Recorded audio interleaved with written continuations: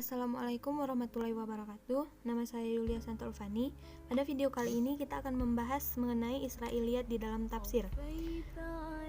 Pembahasan ini dibuat guna memenuhi tugas mazahib tafsir pada jurusan Ilmu Al-Quran dan Tafsir Fakultas Syariah Dakwah dan Usuluddin YIN Takengon yang dibimbing langsung oleh Bapak Sodikin MA. Langsung saja ke pembagian materi yang akan didiskusikan di sini, yaitu yang pertama, apa itu Israiliyat, dan yang kedua, bagaimana Israiliyat di dalam tafsir Al-Quran. Nah, ditinjau dari segi bahasa, kata Israiliyat adalah bentuk jamak dari kata Israiliyah, bentuk kata yang dinisbatkan kepada kata Israel yang berasal dari bahasa Ibrani yang berarti hamba Tuhan. Dalam perspektif historis, Israel berkaitan erat dengan Nabi Yakub bin Ishak bin Ibrahim alaihi salam, di mana keturunan beliau yang berjumlah 12 disebut Bani Israel. Terkadang Israiliyat identik dengan Yahudi.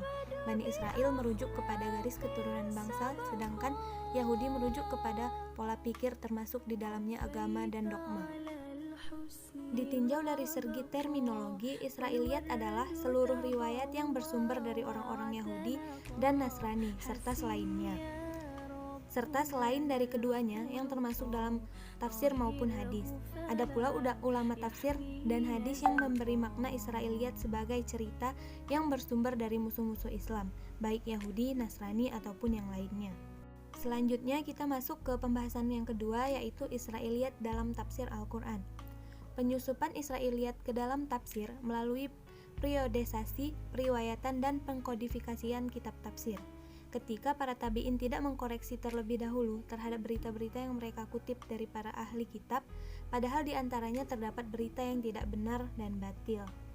Hal tersebutlah yang menyebabkan adanya cerita-cerita Israiliyat di dalam kitab tafsir Al-Quran. Umat Islam memiliki prinsip terhadap Israiliyat. Di antara 3 prinsip tersebut yaitu: yang pertama, membenarkannya jika berita tersebut sesuai dengan ajaran Islam selama tidak berhubungan dengan akidah dan hukum. Yang kedua, menolak berita Israiliyat yang batil dan tidak berdasar yang kuat. Yang ketiga, ada juga yang harus disikapi dengan mauquf terhadap cerita Israiliyat yang tidak termasuk bagian pertama dan kedua. Mungkin hanya ini saja yang dapat saya sampaikan. Lebih dan kurang saya mohon maaf. Assalamualaikum warahmatullahi wabarakatuh.